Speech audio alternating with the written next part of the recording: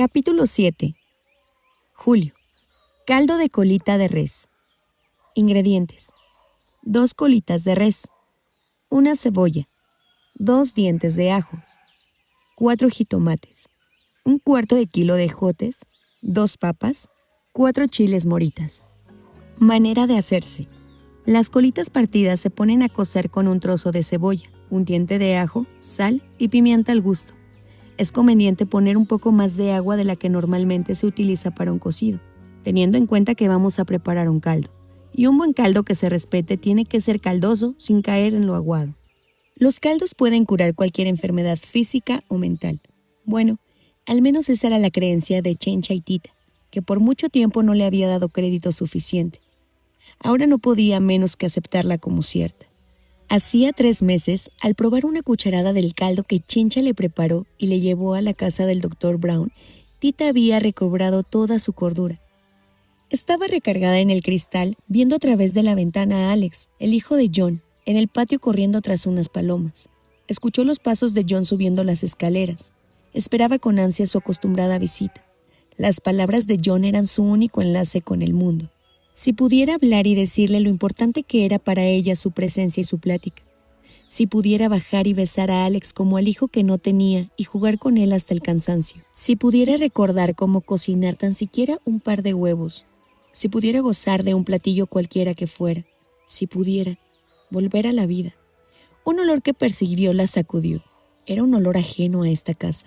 John abrió la puerta y apareció con una charola en las manos y un plato de colita de res. Un caldo de colita de res. No podía creerlo. Tras John entró Chencha bañada en lágrimas. El abrazo que se dieron fue breve, para evitar que el caldo se enfriara. Cuando le dio el primer sorbo, Nacha llegó a su lado y le acarició la cabeza mientras comía, como lo hacía cuando de niña ella se enfermaba, y la besó repetidamente en la frente. Ahí estaban, junto a Nacha, los juegos de su infancia en la cocina, las salidas al mercado, las tortillas recién cocidas, los huesitos de chabacano de colores, las tortas de Navidad, su casa, el olor a leche hervida, a pan de nata, a champurrado, a comino, a ajo, a cebolla. Y como toda la vida, al sentir el olor que despedía la cebolla, las lágrimas hicieron su aparición. Lloró como no lo hacía desde el día que nació. Qué bien le hizo platicar largo rato con Nacha, igual que en los viejos tiempos, cuando Nacha aún vivía y juntas habían preparado infinidad de veces el caldo de colita. Rieron al revivir esos momentos y lloraron al recordar los pasos a seguir en la preparación de esta receta. Por fin había logrado recordar una receta, al rememorar como primer paso la picada de la cebolla. La cebolla y el ajo se pican finamente y se pone a freír en un poco de aceite. Una vez que se acitronan, se les incorporan las papas, los ejotes y el jitomate picado hasta que se sazonen.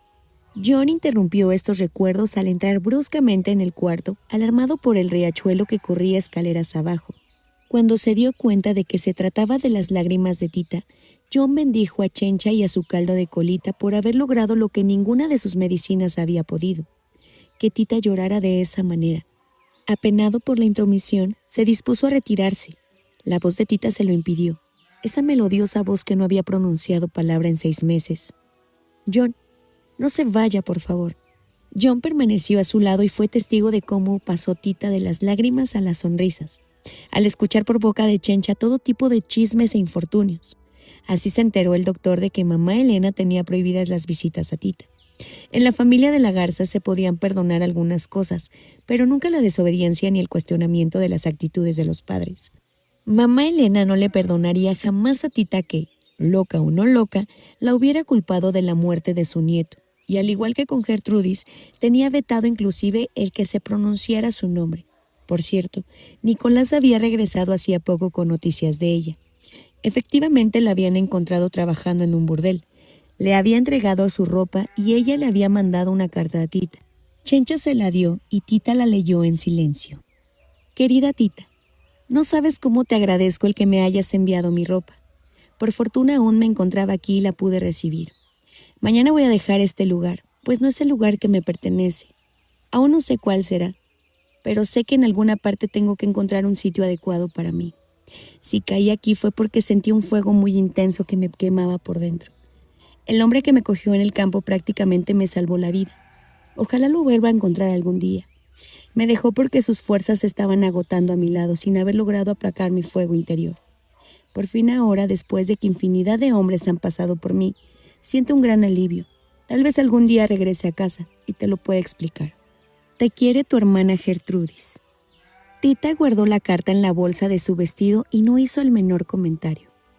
El que Chencha no le haya preguntado nada sobre el contenido de la carta indicaba claramente que ya la había leído al derecho y al revés.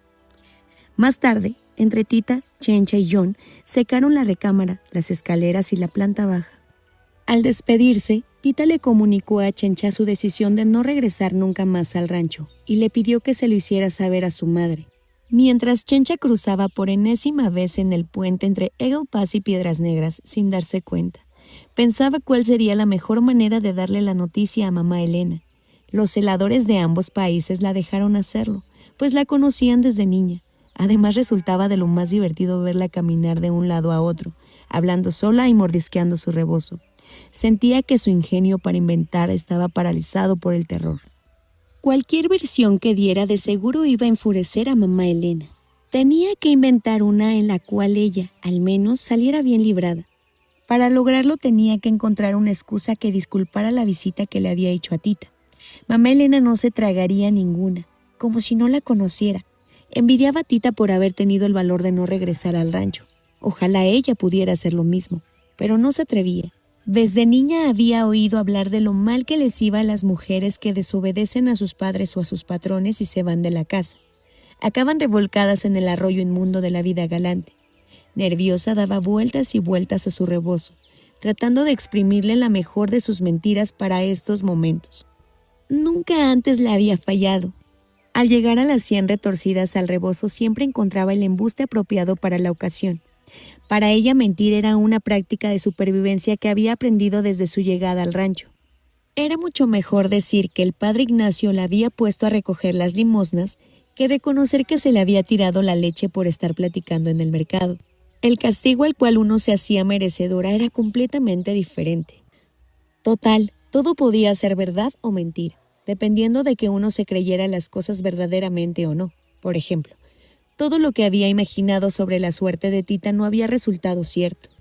Todos estos meses se los había pasado angustiada pensando en los horrores que estaría pasando fuera de la cocina de su casa, rodeada de locos gritando obscenidades, atada por una camisa de fuerza y comiendo quién sabe qué tipo de comida horrenda fuera de casa. Imaginaba la comida de un manicomio gringo, para acabarla de molar, como lo peor del mundo. Y la verdad, a Tita la había encontrado bastante bien. Nunca había puesto un pie en el manicomio. Se veía que la trataban de lo más bien en la casa del doctor. Y no de haber comido tan mal, pues se le notaban hasta unos kilitos de más. Pero eso sí, por mucho que hubiera comido, nunca le habían dado algo como el caldo de colita. De eso sí podía estar bien segura. Si no, ¿por qué había llorado tanto cuando lo comió? Pobre Tita. De seguro ahora que la había dejado estaría llorando nuevamente, atormentada por los recuerdos y la idea de no volver a cocinar al lado de Chencha nunca más. Sí, de seguro estaría sufriendo mucho. Nunca se le hubiera ocurrido imaginarla como realmente estaba, bellísima, luciendo un vestido de raso tornasol con encajes, cenando a la luz de la luna y recibiendo una declaración de amor. Para la mente sufridora y exagerada de Chencha, esto hubiera sido demasiado.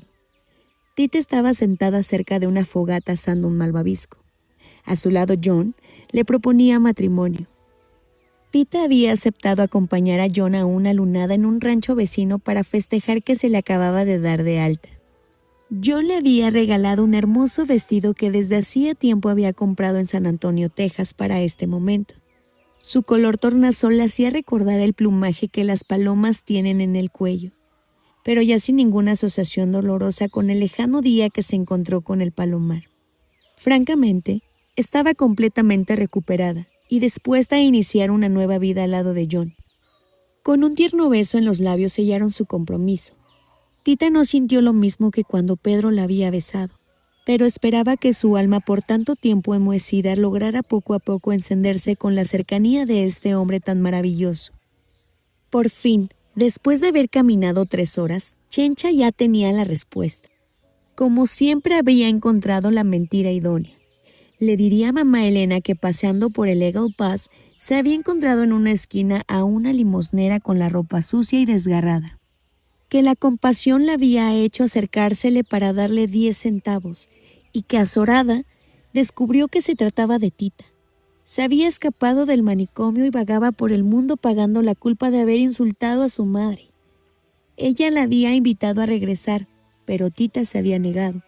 No se sentía merecedora de vivir nuevamente al lado de tan buena madre, y le había pedido que por favor le dijera a su mamá que la quería mucho y que nunca olvidaría lo mucho que siempre había hecho por ella, prometiendo que en cuanto se hiciera una mujer de bien, regresaría a su lado para darle todo el amor y el respeto que mamá Elena se merecía.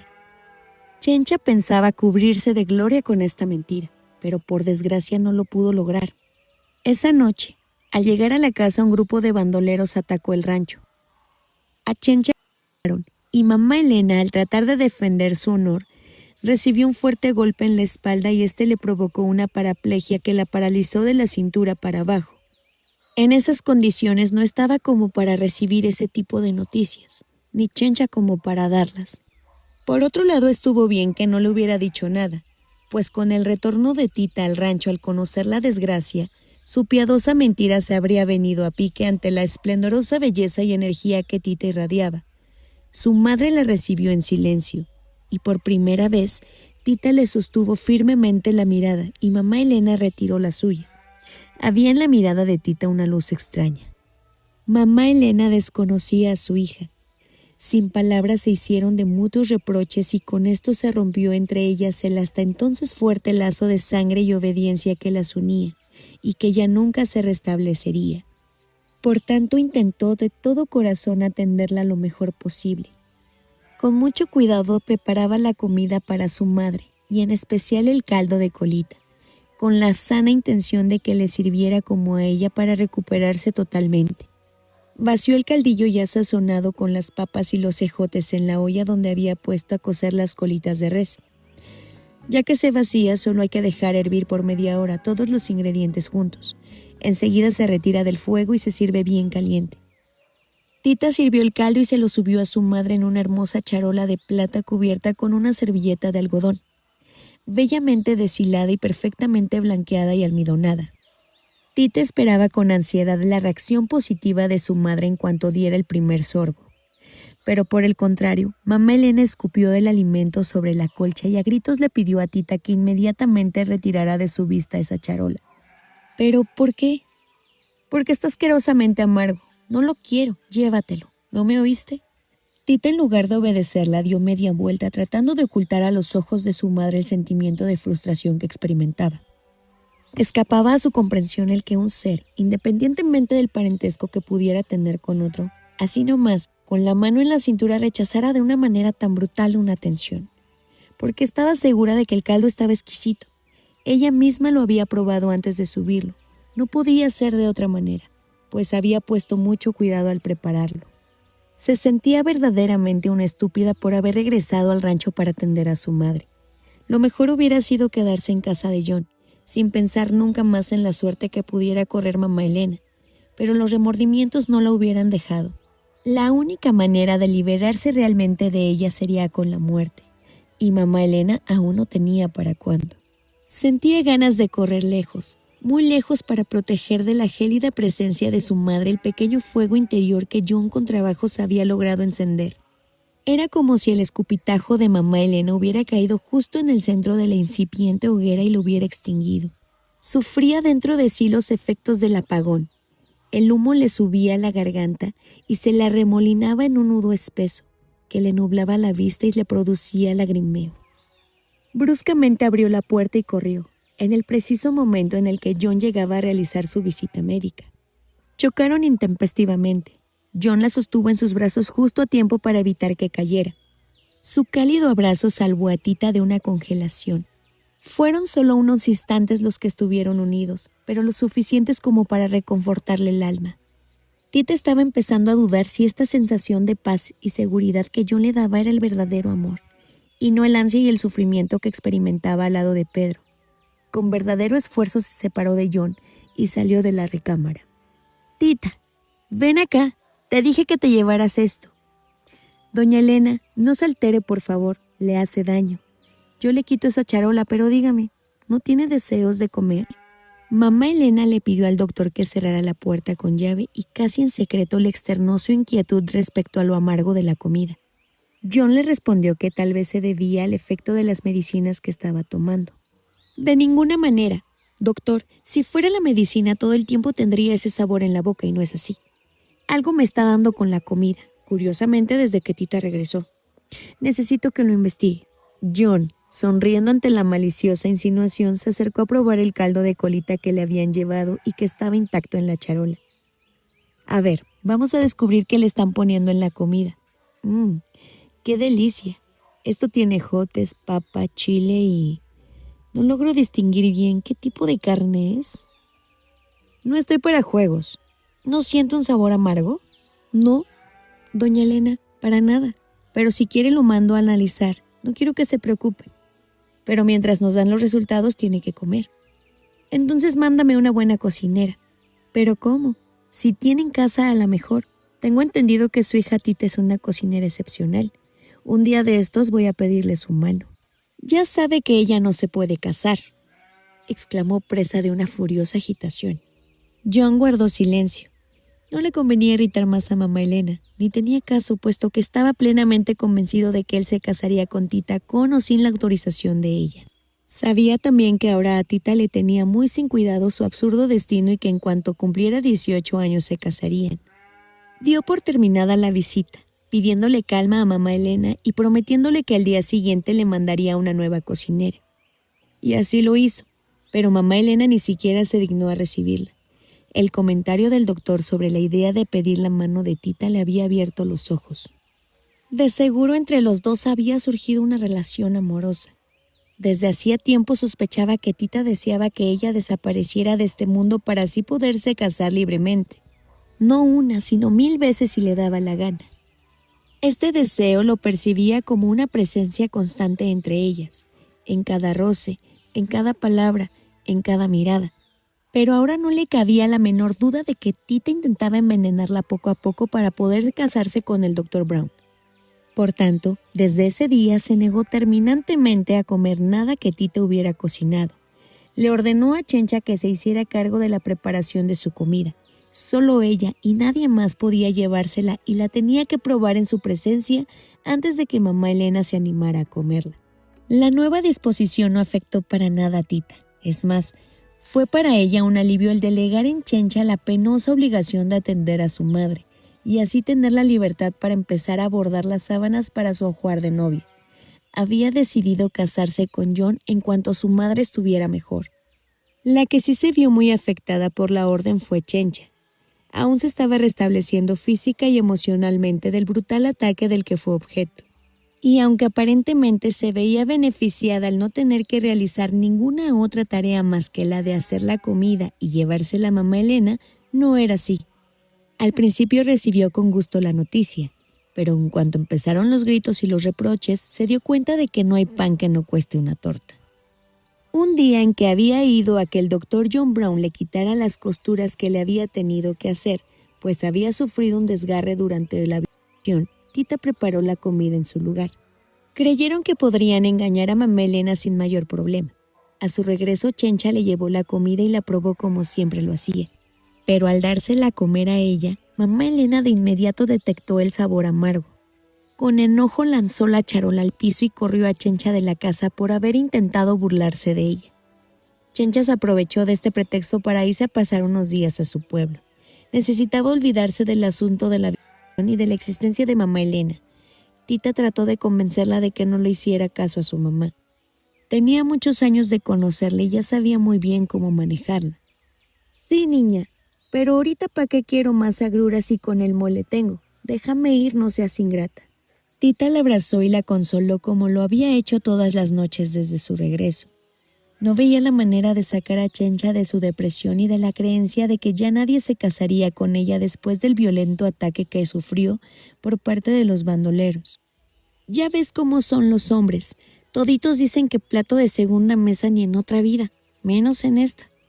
Al ver su desesperación, Tita decidió dejarla ir, Por experiencia sabía que si permanecía en el rancho y cerca de su madre no tendría salvación. Solo la distancia podría hacerla sanar. Al otro día la mandó con Nicolás a su pueblo. Tita entonces se vio en la necesidad de encontrar una cocinera, pero ésta se fue de la casa a los 3 días de haber llegado. No soportó las exigencias ni los malos modos de mamá Elena. Entonces buscaron a otra, que solo duró 2 días, y a otra, hasta que no quedó ninguna en el pueblo que quisiera trabajar en la casa. La que más duró fue una muchacha sordomuda. Aguantó 15 días, pero se fue porque mamá Elena le había dicho en señas que era una mensa. Entonces a mamá Elena no le quedó otra que comer lo que Tita cocinaba, pero lo hacía con las debidas precauciones. Aparte de exigir que Tita probara la comida antes que ella, siempre pedía que le llevaran un vaso de leche tibia con cada comida y se lo tomaba antes de ingerir los alimentos para contrarrestar los efectos del amargo veneno que, según ella, percibía disuelto en la comida. Algunas veces solo esta medida era suficiente, pero en ocasiones sentía vivos dolores en el vientre. Entonces se tomaba, además, un trago de vino de ipecacuana y otro de cebolla de albarrana como vomitivo. No fue por mucho tiempo. Al mes murió mamá Elena, presa de unos dolores espantosos acompañados de espasmos y convulsiones intensas. En un principio Tita y yo nos explicaban esa extraña muerte, pues aparte de la paraplegia, mamá Elena clínicamente no tenía ninguna enfermedad, pero al revisar su buró encontraron el frasco de vino de ipecacuana y dedujeron que de seguro mamá Elena lo había estado tomando a escondidas. John le hizo saber a Tita que este vomitivo es tan fuerte que puede provocar la muerte. Tita no podía quitarle la vista al rostro de su madre durante el velorio. Hasta ahora, después de muerta, la veía por primera vez y la empezaba a comprender. Quien la viera podría fácilmente confundir esa mirada de reconocimiento con una mirada de dolor. Pero Tita no sentía dolor alguno. Ahora comprendía el significado de la frase de fresca como una lechuga. Así de extraña y lejana se debería de sentir una lechuga ante su repentina separación de otra lechuga con la que hubiera crecido. Sería ilógico esperar que sufriera por la separación de esa lechuga con la que nunca había podido hablar ni establecer ningún tipo de comunicación, y de la que solo conocía las hojas exteriores, ignorando que en su interior había muchas otras escondidas. No podía imaginar a esa boca con rictus amargo besando con pasión, ni esas mejillas ahora amarillentas sonrojadas por el calor de una noche de amor. Y, sin embargo, así había sido alguna vez. Y Tita lo había descubierto ahora, demasiado tarde y de una manera meramente circunstancial. Cuando Tita la estaba vistiendo para el velorio, le quitó de la cintura el enorme llavero que como una cadena la había acompañado desde que ella recordaba. En la casa todo estaba bajo llave y bajo estricto control. Nadie podía sacar ni una taza de azúcar de la despensa sin la autorización de mamá Elena. Tita conocía las llaves de todas las puertas y escondrijos, pero además del enorme llavero, tenía colgado al cuello un pequeño dije en forma de corazón, y dentro de él había una pequeña llave que le llamó la atención. De inmediato relacionó la llave con la cerradura indicada. De niña, un día jugando a las escondidillas se había metido en el ropero de mamá Elena.